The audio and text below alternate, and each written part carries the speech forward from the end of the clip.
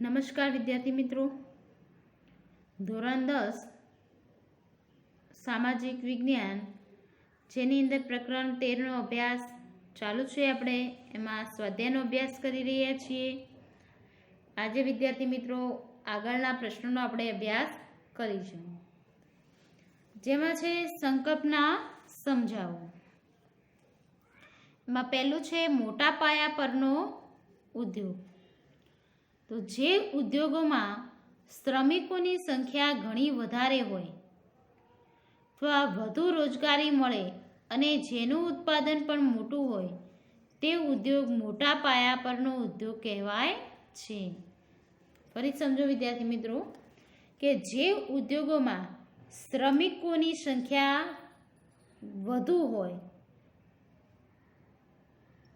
અથવા તો જેનું ઉત્પાદન પણ મોટું હોય તે ઉદ્યોગોને મોટા પાયા પરના ઉદ્યોગો કહેવામાં આવે છે. ઉદાહરણ તરીકે આપણે લઈએ ભારતનો સુતરાઉ કાપડ ઉદ્યોગ, જેમાં આ ઉદ્યોગની અંદર શ્રમિકોની સંખ્યા વધુ હોય છે. બીજું છે નાના પાયા પરના ઉદ્યોગ. જે ઉદ્યોગ વ્યક્તિગત માલિકીના ધોરણે ઓછા શ્રમિકો જે હોય છે એ ઓછા શ્રમિકો થકી ચલાતો હોય તે ઉદ્યોગ નાના પાયા પરનો ઉદ્યોગ કહેવાય છે, જેમાં શ્રમિકોની સંખ્યા ઓછી હોય છે. ઉદાહરણ તરીકે આપણે લઈશું ખાંડ સરી ઉદ્યોગ. હવે ટૂંકા પ્રશ્નો છે. ઉદ્યોગ એટલે શું? તો માનવી દ્વારા પોતાની બૌદ્ધિક, સાંસ્કૃતિક અને આર્થિક ક્ષમતા મુજબ કુદરતી સંસાધનોના સ્વરૂપને બદલાવીને ઉપયોગમાં લાવી શકાય તેવી પ્રક્રિયાને ઉદ્યોગ કહેવામાં આવે છે. ઉદ્યોગ કોને કહેવામાં આવે વિદ્યાર્થી મિત્રો? કે માનવી દ્વારા પોતાની બૌદ્ધિક, સાંસ્કૃતિક અને જે આર્થિક ક્ષમતા મુજબ કુદરતી સંસાધનોના સ્વરૂપને બદલવાની અથવા બદલાવીને ઉપયોગમાં લાવી શકાય એવી પ્રક્રિયાને ઉદ્યોગ કહેવામાં આવે છે. બીજો છે કાચા માલના સ્ત્રોતના આધારે ઉદ્યોગોને કયા જૂથમાં વહેંચી શકાય? તો કાચા માલના સ્ત્રોતના આધારે ઉદ્યોગોને કૃષિ આધારિત ઉદ્યોગ અને ખનિજ આધારિત ઉદ્યોગ એમ બે જૂથમાં વહેંચવામાં આવે છે. ત્રીજો, માલિકીના આધારે ઉદ્યોગોને કયા જૂથમાં વહેંચવામાં આવે છે? તો માલિકીના આધારે ઉદ્યોગોને ખાનગી, જાહેર, સંયુક્ત અને સહકારી એમ 4 જૂથમાં વહેંચવામાં આવે છે. માલિકીની દ્રષ્ટિએ ઉદ્યોગોના પ્રકારો. પછી આવશે ઉદ્યોગ આધારિત કૃષિ આધારિત ઉદ્યોગો એટલે શું? તો જે ઉદ્યોગોમાં કાચા માલ તરીકે અનાજ, તેલીબિયાં, શેરડી, કપાસ, શણ જેવી ખેત પેદાશો વપરાય છે તે ઉદ્યોગોને કૃષિ આધારિત ઉદ્યોગ કહેવાય છે. જે ઉદ્યોગોમાં શું કહે છે કે કાચા માલ તરીકે આપણે જે અનાજ છે, તેલીબિયાં છે, શેરડી છે, કપાસ, શણ વગેરે પેદાશોનો ઉપયોગ કરીએ છીએ એને આપણે કૃષિ આધારિત ઉદ્યોગ કહેવામાં આવે છે. ત્યારબાદ આવશે કૃષિ આધારિત ઉદ્યોગ કયા છે? તો સુતરાઉ કાપડ, શણનું કાપડ, રેશમી કાપડ, ઊની કાપડ, ખાંડ, કાગળ, ખાદ્ય તેલો વગેરે બનાવવાના ઉદ્યોગો કૃષિ આધારિત ઉદ્યોગો છે. જે આપણે કૃષિ ઉપર આધારિત રાખતા હોય છે એને કૃષિ આધારિત ઉદ્યોગમાં આપણે લઈ શકીએ છીએ. જેમ કે આપણે જોયું કે સુતરાઉ જે કાપડ છે, શણનું કાપડ, રેશમી કાપડ, ઊની કાપડ છે, ખાંડ છે, કાગળ છે, ત્યારબાદ ખાદ્ય તેલો છે, એ બધું કૃષિ આધારિત ઉદ્યોગો છે. પછી આવશે સુતરાઉ કાપડની મિલની સ્થાપનામાં કયા પરિબળો મહત્વના છે? તો સુતરાઉ કાપડની મિલની સ્થાપના માટે રૂના પુરવઠા ઉપરાંત મોટું બજાર, ભેજવાળી આબોહવા, સસ્તો અને સક્ષમ માનવશ્રમ તથા પરિવહન, બેંક અને વિદ્યુત વગેરેની સગવડો મહત્વના પરિબળો છે. જે સુતરાઉ કાપડની મિલો સ્થાપના માટે આપણે કે જે રૂના પુરવઠા છે એ ઉપરાંત કે મોટું બજાર છે, જે ભેજવાળી આબોહવા છે, સસ્તો અને સક્ષમ માનવશ્રમ તથા કે પરિવહન, બેંક અને વિદ્યુત વગેરેની સગવડો મહત્વના પરિબળો આપણને જોવા મળે છે. ત્યારબાદ છે ભારત કયા કયા દેશોમાં સુતરાઉ કાપડની નિકાસ કરે છે?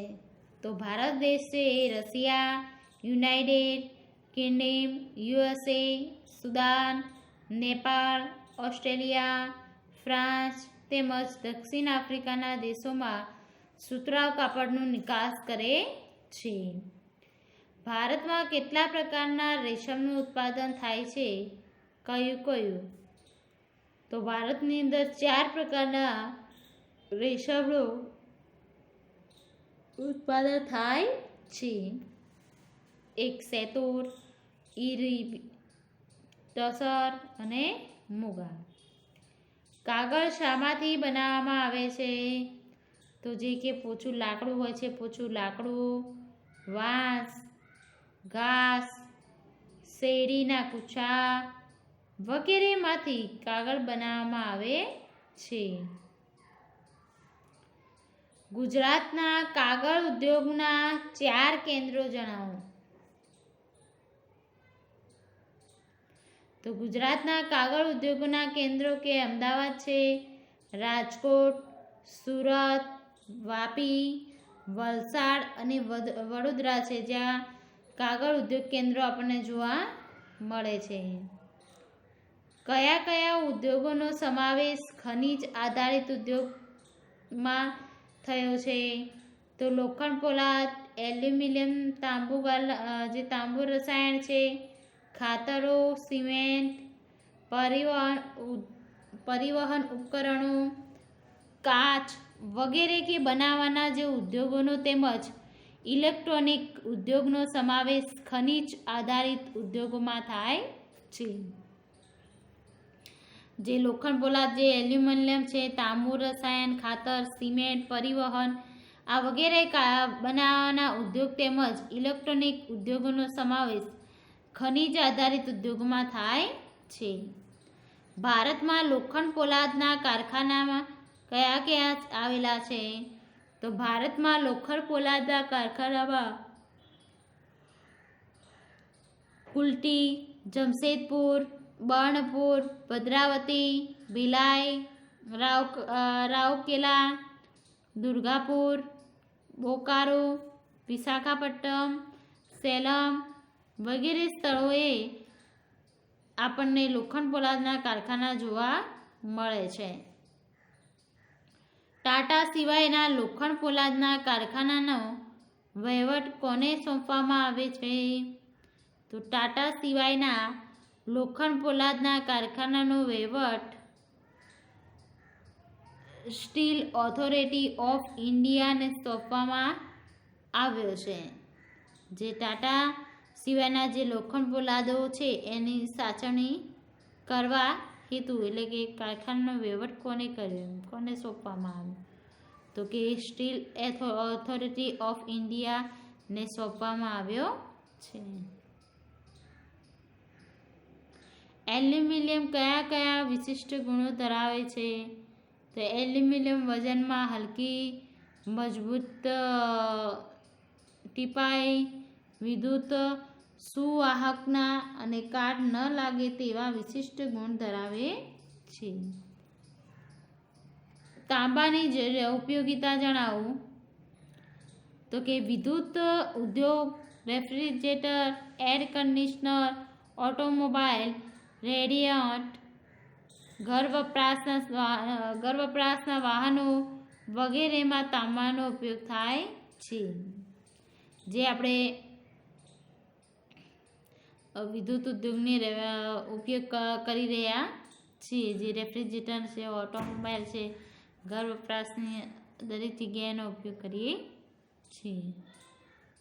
ગુજરાતમાં રાસાયણિક ખાતરોના ઉદ્યોગ ક્યાં સ્થાપિત થયા છે?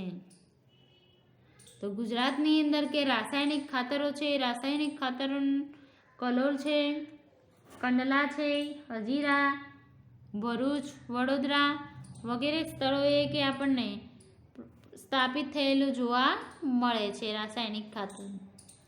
પ્લાસ્ટિકનો ઉપયોગ ક્યાં ક્યાં થાય છે? તો પેકિંગ, રસાયણોના સંચય, ટેક્સટાઇલ, મકાન બાંધકામ, વાહન નિર્માણ, ઇલેક્ટ્રોનિક વગેરે ની અંદર પ્લાસ્ટિકનો આપણે ઉપયોગ કરી રહ્યા છીએ. દિન પ્રતિદિન પ્લાસ્ટિકનો વધુ ઉપયોગ થઈ રહ્યો છે. સિમેન્ટ બનાવવા માટે કયા કાચા માલની જરૂર પડે છે? તો સિમેન્ટ માટે આપણે એક તો ચૂનાનો પથ્થર, કોલસો છે, ચિરોરી છે, બોક્સાઇટ અને ચીકણી માટી, આ બધો એનો કાચો માલ છે. એ ભેગો કરી અને પછી સિમેન્ટ તૈયાર થાય છે.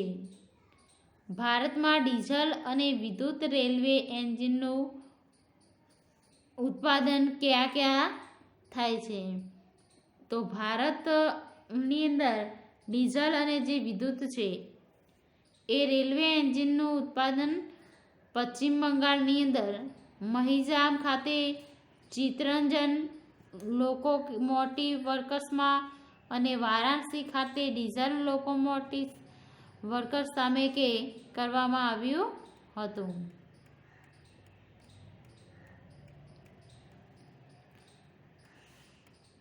ત્યારબાદ આગળ ભારતમાં જહાજ બાંધવાના મુખ્ય કેન્દ્રો કેટલા છે? જહાજ બાંધવાના કેન્દ્રો છે કેટલા છે? કયા કયા જણાવો? તો ભારતની અંદર જહાજ બાંધવાના મુખ્ય 5 કેન્દ્રો છે.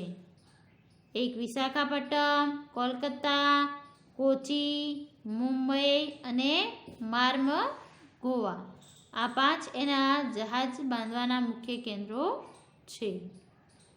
ભારતમાં લડાયક વિમાનો બનાવવાના એકમો કયા કયા સ્થાપવામાં આવ્યા છે? તો ભારતની અંદર લડાયક જે વિમાનો છે એ લડાયક વિમાનોને બનાવવાના જે એકમો છે એ બેંગલુરુ, કોરાપુટ, નાસિક, હૈદરાબાદ, કાનપુર અને લખનૌની અંદર સ્થાપિત થયેલા આપણને જોવા મળે છે. ભારત ઇલેક્ટ્રોનિક્સની સ્થાપના ક્યારે અને ક્યાં કરવામાં આવી? તેનો હેતુ શું હતો? તો ભારત ઇલેક્ટ્રોનિક્સ લિમિટેડ સ્થાપના ઈસવીસન 1906માં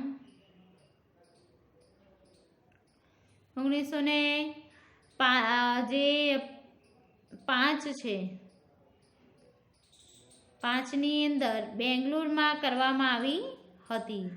તેનો હેતુ સૈન્ય, આકાશવાણી અને હવામાન વિભાગ માટેના ઉપકરણો બનાવવામાં આવ્યા હતા.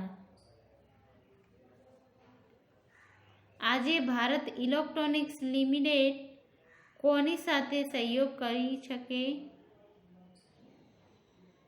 નિર્માણ એટલે કે ઉપકરણો જે સહયોગ છે એ ઇલેક્ટ્રોનિક ઉપકરણો નિર્માણ કરે છે. તો આજે ઇલેક્ટ્રોનિક લિમિટેડ જે ઇન્ડિયન સ્પેસ રિસર્ચ ઓર્ગેનાઇઝેશન સાથે સહયોગ કરી ઇલેક્ટ્રિક ઉપકરણનું નિર્માણ કરે છે. ભારતમાં બેંગલુરુને કયા નામથી ઓળખવામાં આવે છે? ભારતમાં બેંગલુરુને ઇલેક્ટ્રોનિક ઉદ્યોગની રાજધાની અને ભારતની સિલિકા વેલી જેવા નામોથી ઓળખવામાં આવે છે. પર્યાવરણીય અતિક્રમણ થયું ક્યારે કહેવાય? કુદરતી અને માનવ સર્જિત કારણોના લીધે પર્યાવરણની ગુણવત્તામાં જે વધારો એટલે કે ઘટાડો થાય ત્યારે પર્યાવરણ અતિક્રમણ થયું કહેવાય છે. પ્રદૂષણના પ્રકારો. તો વિદ્યાર્થી મિત્રો, પ્રદૂષણના 4 પ્રકારો છે. એક છે હવા પ્રદૂષણ, બીજું છે જળ પ્રદૂષણ, ત્રીજું છે ભૂમિ પ્રદૂષણ ને ચોથું છે ધ્વનિ પ્રદૂષણ. કયા વાયુને લીધે હવા દૂષિત થાય છે? તો કાર્બન ડાયોક્સાઇડ, કાર્બન મોનોક્સાઇડ અને સલ્ફર ડાયોક્સાઇડ. આ વાયુથી શરીરને નુકસાનકારક વાયુના લીધે જ કે હવા પ્રદૂષણ ફેલાય છે. ઔદ્યોગિક પ્રદૂષણ એટલે શું?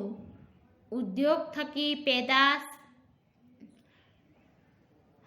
પેદા થતા વિવિધ પ્રકારના હાનિકારક ધુમાડાઓ, વાયુઓ, નિસ્રાવ અને ઘન તેમજ તરલ દ્રવ્યો હવા, જળ,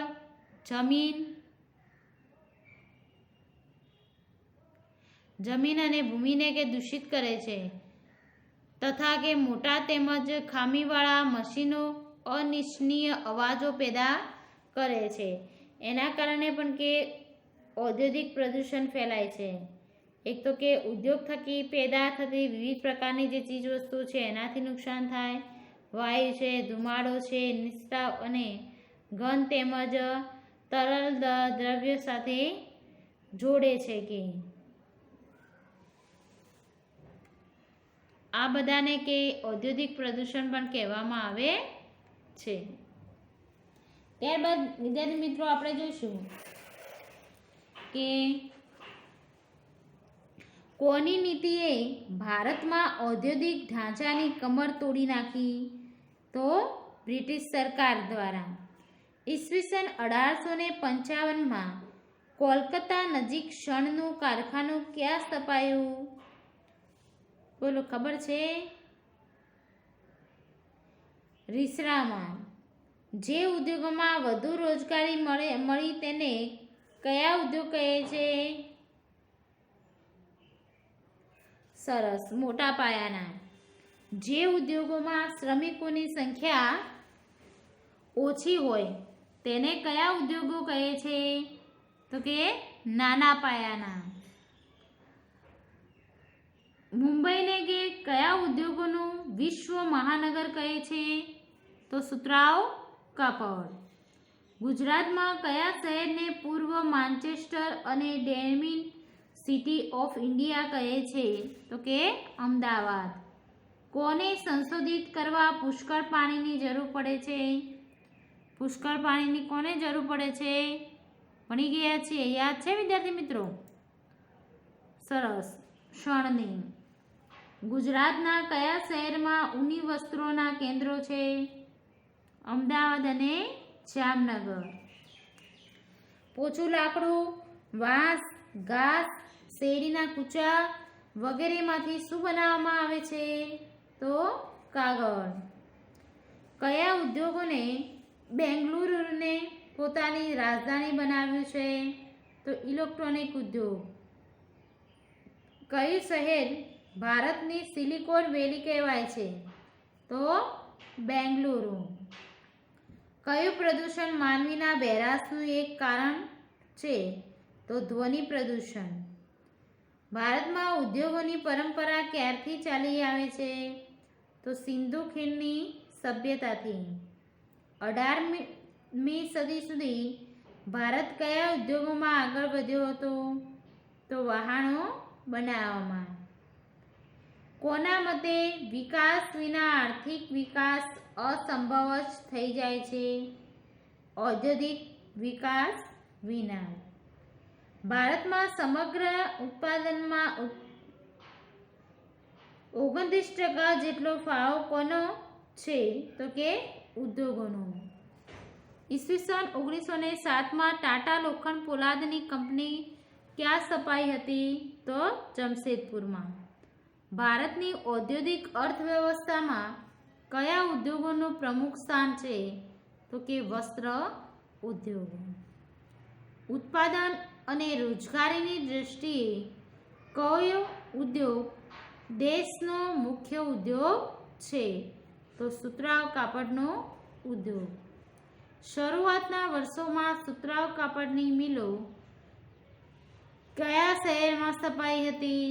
તો મુંબઈ અને અમદાવાદ. બીજા ક્રમે આવતો ભારતનો મુખ્ય ઉદ્યોગ કયો છે? તો શણ ઉદ્યોગ. તો જવાબ આપણો આવશે શણ ઉદ્યોગ. શણની કાપડની મોટાભાગની મિલો કઈ નદીને કિનારે આવેલી છે? તો કે હુંગલી નદીના. ભારતમાં કેટલા પ્રકારના રેશમનું ઉત્પાદન થાય છે? આ તો ખબર જ હોવી જોઈએ. કેટલા પ્રમાણમાં છે? કેટલા પ્રકાર છે રેશમ? સરસ, 4 પ્રકારના. આંતરરાષ્ટ્રીય બજારમાં ભારતના રેશમને કયા દેશની તીવ્ર સ્પર્ધાનો અનુભવ કરે છે? તો ચીન. ભારતમાં સૌથી વધારે ઊનની મિલો કયા રાજ્યમાં છે? તો પંજાબ. ભારતમાં આધુનિક રીતે લોખંડ પોલાદનું પ્રથમ કારખાનું ક્યાં સ્થપાયું? તો કે તમિલનાડુના પોર્ટુનોવામાં. કયા ઉદ્યોગોને ચાવીરૂપ ઉદ્યોગ પણ કહી શકાય? તો લોખંડ અને પોલાદ. દમાસ્કોમાં શું બનાવવા માટે ભારતમાંથી લોખંડની આયાત કરવામાં આવી હતી? તલવાર. લોખંડ પોલાદની ઉત્પાદનમાં વિશ્વમાં ભારતનું સ્થાન કેટલામું છે? તો કે 5મું. એલ્યુમિનિયમની કાચી ધાતુ કઈ છે? તો બોક્સાઇટ છે કે. ભારતમાં સૌપ્રથમ તાંબા ગાળાના ઉદ્યોગને એકમ ભારતીય તાંબા નિગમ દ્વારા ક્યાં સ્થાપવામાં આવ્યો? તો કે ઝારખંડમાં ગાઢ જિલ્લા ખાતે. રસાયણો 2 પ્રકારના છે. કયા કયા? એક કાર્બનિક અને બીજું છે અકાર્બનિક. દેશનું સૌપ્રથમ રાસાયણિક ખાતર ક્યાં સ્થપાયું હતું? તો તમિલનાડુમાં રાનીપેટ ખાતે. રેલવે એન્જિનના પ્રકાર 3 છે: વરાળ, ડીઝલ અને વિદ્યુત. વર્તમાન સમયમાં વરાળથી ચાલતા એન્જિનો કઈ રેલવેમાં જ ઉપયોગમાં લેવાય છે? તો હેરિટેજ રેલવે. ભારતમાં મોટા કદના વાહનોનું બાંધકામ કયા શહેરોમાં થાય છે? કોચી અને વિશાખાપટ્ટનમ. અતિશય ઘોંઘાટના કારણે મનુષ્ય શેનો અનુભવ કરે છે? તો કે માનસિક તાણનો. કયા અતિ નુકસાનકારક વાયુના કારણે હવા દૂષિત બને છે? તો કાર્બન મોનોક્સાઇડ અને સલ્ફર ડાયોક્સાઇડના કારણે હવા પ્રદૂષણ ફેલાય છે. તો વિદ્યાર્થી મિત્રો, આજે આપણે જે પ્રશ્નનો અહીંયા અભ્યાસ કર્યો છે એ તમારે ફરી ઘરે એક વખત એનું પુનરાવર્તન કરી લેવાનું છે, જેથી એ પ્રશ્ન તમને યાદ રહી જાય. એટલે ખાસ કરીને ફરી એક વખત પુનરાવર્તન ઘરે તમે કરી દેજો. તો વિદ્યાર્થી મિત્રો, આજે આપણે અભ્યાસ આટલા સુધી રાખીએ છીએ. હવે પછીના લેક્ચરની અંદર આપણે આગળ અભ્યાસ કરીશું. જય હિન્દ.